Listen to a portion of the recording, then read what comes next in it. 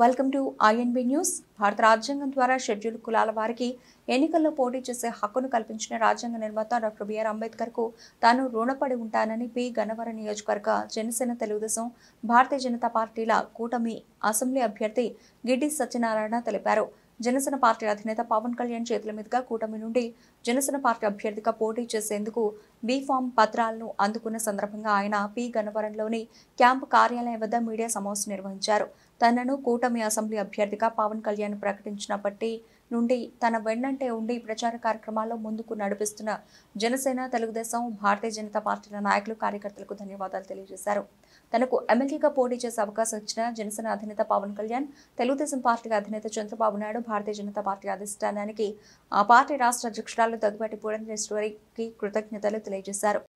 భారతదేశంలో జాతీయ నాయకులు అంబేద్కర్ ఆశయాలకు అనుగుణంగా పెట్టినటువంటి ఏకైక పార్టీ జనసేన పార్టీ.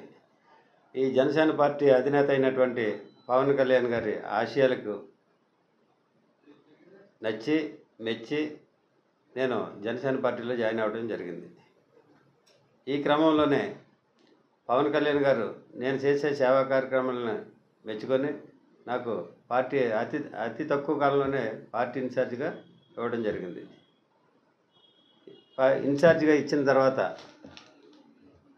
ఈరోజు నాకు బీ-ఫామ్ కూడా ఇవ్వటం జరిగింది. బీ-ఫామ్ ఇచ్చారంటే చాలా ఆనందంగా ఉంది. ఇది నవభారత రాజ్యాంగ నిర్మాత పెట్టినటువంటి భిక్ష ద్వారా నాకు ఈ పి. గన్నవరం నియోజకవర్గం ఎస్సీ రిజర్వ్డ్ కాబట్టి భారత రాజ్యాంగంలో పొందుపరిచినటువంటి రిజర్వేషన్ హక్కుల ద్వారాగా నాకు ఇది సంక్రమించింది. అందుకని ముందుగా బాబాసాహెబ్ అంబేద్కర్కి నా హృదయపూర్వక ధన్యవాదాలు తెలియజేసుకుంటున్నా. అదేవిధంగా ఆ క్రమంలోనే జనసేన పార్టీ అధినేత అయినటువంటి పవన్ కళ్యాణ్ గారికి కూడా నా హృదయపూర్వక ధన్యవాదాలు.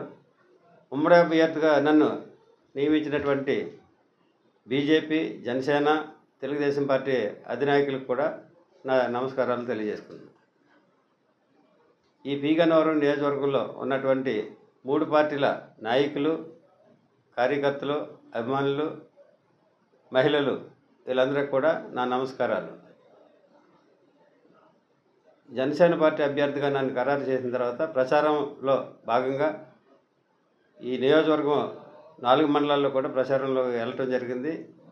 ఈ ప్రచారంలో Janasena party, BJP party, Telugu Desam party నాయకులు, కార్యకర్తలందరూ కూడా నాతో సహకరించి ఎంతో ఆనందంగా, ఉత్సాహంగా ప్రచారంలో పాల్గొంటున్నారు కాబట్టి వీరందరికీ కూడా నా ధన్యవాదాలు తెలియజేస్తున్నాను. ఈ క్రమంలోనే